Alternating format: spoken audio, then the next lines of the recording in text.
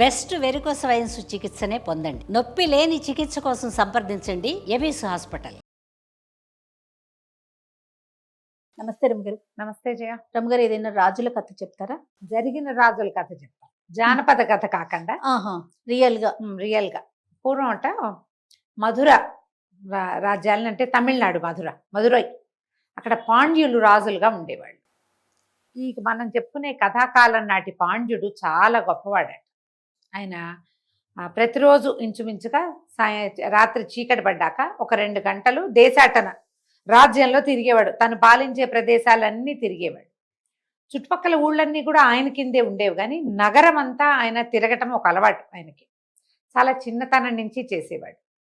ఏ ఏ ఏరియాలో ఎలాంటి సమస్యలు ఉన్నాయి, ఏమైనా గొడవలు ఉన్నాయా, కుటుంబాలు సజావుగా ఉన్నాయా లేదా, అక్కడి నుంచి ఏదైనా నీళ్ళ ఇబ్బందులు, పాల ఇబ్బందులు, ప్రజలు ఏమైనా ఇక్కట్ల పాలవుతున్నారా, అవి గమనించుకునేవాడు. దాని మీద ఏం ప్రచారం జరిగేది కాదు. ఆయన తను చూసిన దాన్ని విశ్లేషించుకుని ఎవరినైనా చారులని కానీ సైనికులు కానీ పంపించి ఆ ప్రాబ్లంని సెట్ చేయించేవాడు. ఒక రకంగా కాపలాదారుగా ఉండేవాడు తన నగరానికి. ఆయన చాలా బాగా చేసేవాడు. రాజ్యం కూడా సుభిక్షంగానే ఉంది. మీకు రాజ్యం సుభిక్షం అనగానే మొదట ఏమిటి, సమయానికి వానలు పడడం, పంటలు పండటం, ప్రజలు విధేయులుగా ఉండటం రాజుకి. రాజు పాలకుడుగా కాకుండా, ఒట్టిగా పాలకుడు కాకుండా రక్షకుడుగా కూడా ఉండటం. అప్పుడు కదా రాజ్యాలు బాగుండేవి. పూర్వం ఇట్లాంటి బంగారు రాజ్యాలు చాలా ఉండేవి. పాండ్యులు అసలు ఇలా ఏమంటారు, ప్రజారంజన కలిగినటువంటి పాలక లక్షణం ఉన్నది వాళ్ళకి. అయితే ఈయన తిరుగుతూ ఉండేవాడు. అయితే ఒకనాడు ఏమైందట, ఈ రాజుగారు, ఈయన రాజు రాత్రిపూట తిరుగుతాడని ప్రజల్లో చాలామంది పెద్దవాళ్ళకు కూడా తెలుసు. ఈయన ఒక చోటకి ఒక బ్రాహ్మణ అగ్రహారం వైపుకు వెళ్ళాడు. ఆ అగ్రహారపు చివరి భాగంలో ఉన్న ఒక ఇంట్లో దీపం వెలుగుతోంది. మామూలుగా రాత్రిపూట అయితే ఏం చేశారు, అప్పట్లో గుడ్డి దీపాలు కదా, అవును, దీపాలు మలిపి కిటికీలోంచి పెద్దగా దీపం కనపడేది కదా, అంటే వాళ్ళంతా నిద్రావస్థలో ఉన్నట్టు. దీపం కొంచెం హెచ్చి ఉంది. ఎవరో మాట్లాడుకుంటున్నారు. స్త్రీ గొంతు రుద్ధకంఠం వినపడుతోంది. రుద్ధమైన స్వరం అన్నమాట, అంటే దుఃఖంతో ఉంది. ఏమిటా అని ఈయన పోయి ఆ కిటికీ దగ్గర నిలబెట్టాడు. ఆవిడ బాధపడుతోంది. ఏమిటి, ఆ ఇంటాయన వాళ్ళకి భార్యాభర్త ఉన్నారు, పిల్లలు లేరు. మరి పెద్దవాళ్ళు కొంచెం నడివయసు వాళ్ళు. ఈయన కాశీనగరానికి ఏదో పని మీద వెళ్తున్నాడు. 6 నెలలు పడుతుంది ఆయన తిరిగి రావటానికి. ఈయన అంటాడు, నేను 6 నెలలు ఎంతలోకి 5-6 ఏళ్ల నాడు ఒకసారి వెళ్ళలేదా, అట్లాగే ఇప్పుడు వెళ్తున్నాను. సంబరాలన్నీ ఉన్నాయి. ఈ 6 నెలల కాలానికి నీకు వచ్చిన ఇబ్బంది లేదు, అన్నీ ఉన్నాయి. 1-2 వస్తువులు ఏముంది, కూర నార దొడ్లో పండినో వాడుకుంటావు, పప్పులు ఉప్పులు బియ్యము అన్నీ ఉన్నాయి. నిదానంగా వాడుకో, నీకేం భయం లేదు. 6 నెలల్లో నేను తిరిగి వచ్చేస్తాను అంటే అనేసరికల్లా ఆవిడ 5-6 ఏళ్ల నాడు నేను ఇంత పెద్దదాన్ని అవ్వలేదు. తర్వాత అప్పుడు మన బంధువుల్లో ఒక కుటుంబం మనతోటి ఉన్నారు, ఒక మనిషి ఉండా చాలు. ఇప్పుడు ఎవ్వరూ లేకుండా నేను ఒక్కదాన్నే ఉండాలి. ఎలా గడుస్తుంది, మనకేమన్నా పిల్లా జల్లా, నేను ఒంటరిగా ఉంటాను. నాకు ఆ ఒంటరితనం, ఈ కాలయాపన ఎలాగా అని భయంగా ఉంది అనేసరికల్లా ఆయన అన్నాడు, ఓ పిచ్చిదానా, మనం పాండ్యరాజ్యంలో ఉన్నాము. రాజు కాపలాదారుగా ఉంటాడు మన నగరానికి. ఆయన కాపలా కాస్తుంటే నీకు భయం ఏముంది, నీ ఒంటరితనం ఏముంది, ఆయన వచ్చి వాకిట్లో నుంచోడు అన్నాడు. రాజు అది విని, ఓహో ఈయన ఊరెళ్తున్నాడని. ఆ తర్వాత 6 నెలల పాటు ప్రతి రాత్రి వాళ్ళ వాకిట్లో ఉన్నాడు రాజు. ఆయన ఊరంతా తిరిగి వచ్చి అక్కడే కూర్చునేవాడు. మరి ఆ బ్రాహ్మడు అంత నమ్మాడు తనని. తను వచ్చి కాపలా కాస్తానన్న నమ్మకంతో భార్యని ఒంటరిగా విడిచిపెట్టాడని రాజు ప్రతి రాత్రి వాళ్ళ వాకిల్ని కాపలా కాసి ఇంచుమించు 6 నెలలు గడిచింది. ఆయన ప్రతి రాత్రి వచ్చేవాడు. 6 నెలలకు ఒక్క 3 రోజులు ముందు ఒకనాటి సాయంకాలము చీకటి పడ్డాక బ్రాహ్మడు వచ్చేసాడు. రాజుగారు అలవాటు చొప్పున 11 గంటలకి వచ్చాడు. దీపం హెచ్చి ఉండి ఈవిడ ఆయనతో మాట్లాడుతోంది, భర్తతో. కాశీనగరపు విశేషాలు చెప్పుకుంటున్నారు. రేపొద్దున్నే ఆయన పనిలోకి వెళ్ళిపోతాడు. ప్రయాణం చేసి వచ్చాడు కదా, ఆ తెచ్చిన సంబారాలన్నీ సర్దుకుంటూ ఆయన ఏవో చాలా పట్టుకొచ్చాడు అక్కడి నుంచి. మనకు దొరకనివి కాశీలో దొరుకుతాయి కదా, కొన్ని మోయించుకుని తెచ్చుకున్నాడు. అవన్నీ సవరించుకుంటూ వీళ్ళు కబుర్లు చెప్పుకుంటున్నారు. మొగగొంతు వినపడేసరికి రాజుగారికి తాడిచ్చింది. నా మీద నమ్మకంతో బ్రాహ్మడు వదిలిపెట్టి వెళ్ళాడే. 12 గంటల వేళ పురుషస్వరం వినపడుతోంది బ్రాహ్మడి ఇంట్లో నుంచి. టక్కిన తలుపు కొట్టేశాడు. తలుపు కొట్టేసరికల్లా తలుపు కొద్దిగా అట్లా తెరుచుకుంది. ఈయనకి బ్రాహ్మడు కనపడ్డాడు ఆ వెలుగులో. ఎప్పుడైతే ఆయన కనపడ్డాడు భయమేసింది. ఇప్పుడు తను లేనప్పుడు రోజు ఎవరో ఒకళ్ళు వచ్చి తలుపులు కొడుతున్నారని అనుకోడు బ్రాహ్మడు. ఓహో! చెయ్యి వెనక్కి తీసుకున్నాడు, గబగబా కదిలిపోయాడు. చెయ్యకూడని పని చేసేసాను, ఇప్పుడు ఏం చేయాలి?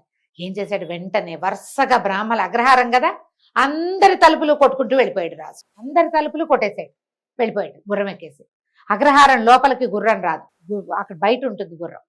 ఈయన చకచక అన్ని తలుపులు, వీళ్ళు పడుకున్న వాళ్ళు లేచి రావాలా, సమయం పడుతుందిగా, ఎవరు వెంటనే తలుపు తీస్తారు? వాకిలి తలుపు తీయరు, అంజాయిస్తారు. అర్ధరాత్రి పూట మనమైనా వెళ్ళిపోవటంగానే కుల్జాసిమని తెరవం తలుపు.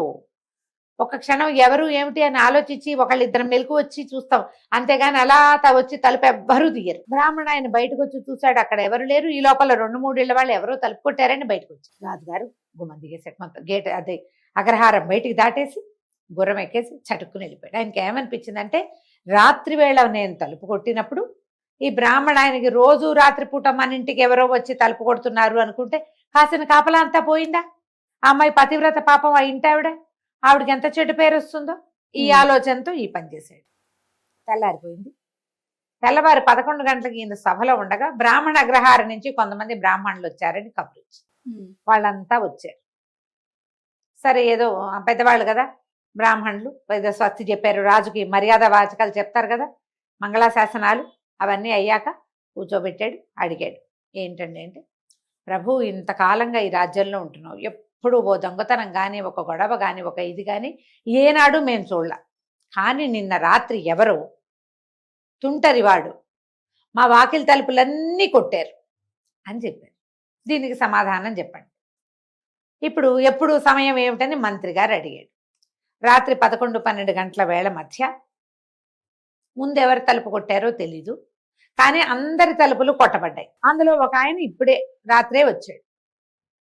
అందరూ చెప్పారు, ఏ రోజు లేదు, ఇవాళే అందరి తలుపులు కొట్టారు కాబట్టి ప్రత్యేక తలుపు కొట్టబడిన వ్యవహారం లేదు కదా అనేసరికల్లా రాజు క్షణవాగి మంత్రిని అడిగాడు, మహామంత్రి, ఇలాంటి తుంటరి పని చేసిన వాడిని మనం ఏంటి శిక్ష వేస్తాం అని అడిగేసరికల్లా, ఈ పని చేసిన వాడి కుడి చేయి నరికేస్తాం ప్రభు అని చెప్పాడు మంత్రి. రాజుగారు వెంటనే తన వరలో ఉన్న కరవాలాన్ని దూసి కుడి చేయి నరికేసుకున్నాడు.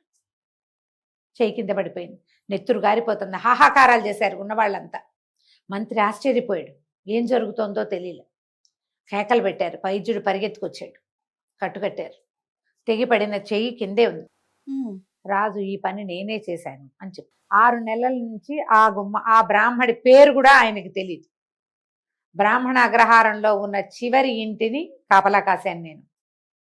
రాత్రి తలుపు కొట్టిన తర్వాత నాకు బ్రాహ్మణుడే తిరిగి వచ్చాడని తెలిసింది, కానీ ఈ రోజు ఎవరైనా తలుపు కొడుతున్నారన్న అనుమానం ఆయనకు వస్తుందేమోనని ఆలోచించి అందరి తలుపులు కొట్టి మీ అందరి నిద్రాభంగానికి కారణమయ్యాను.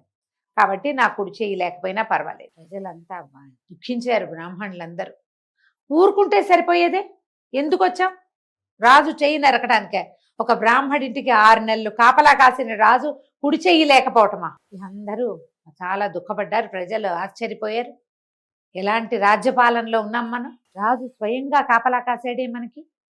సంతోషం పట్టలేపోయారు.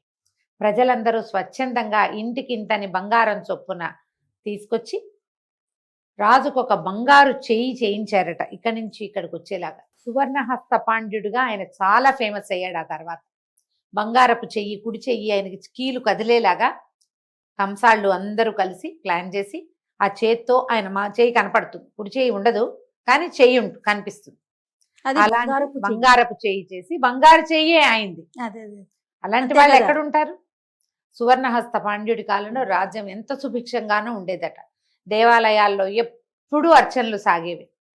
వానలు లేని కాలమే లేదు, అంటే వానలు లేని సంవత్సరమే లేదు. ఎప్పుడూ పంటలు పండేవి. అలాంటి అద్భుతమైన రాజులు పరిపాలించారు భారతదేశంలో. నీకు ఈ తమిళనాడు, పూరి ఆ ప్రాంతాల్లో మన తెలుగునాట కూడా ఎంత అద్భుతమైన రెడ్డి రాజులు, వీళ్ళంతా చాలా అద్భుతమైన రాజులు కదా. మనకి ఎంతమంది ఉన్నారో. అవునండి, గొప్ప గొప్ప వాళ్ళు. వాళ్ళ పాలనలో ప్రజలు అత్యంత సుఖవంతమైన జీవితాలను గడిపేవాళ్ళు.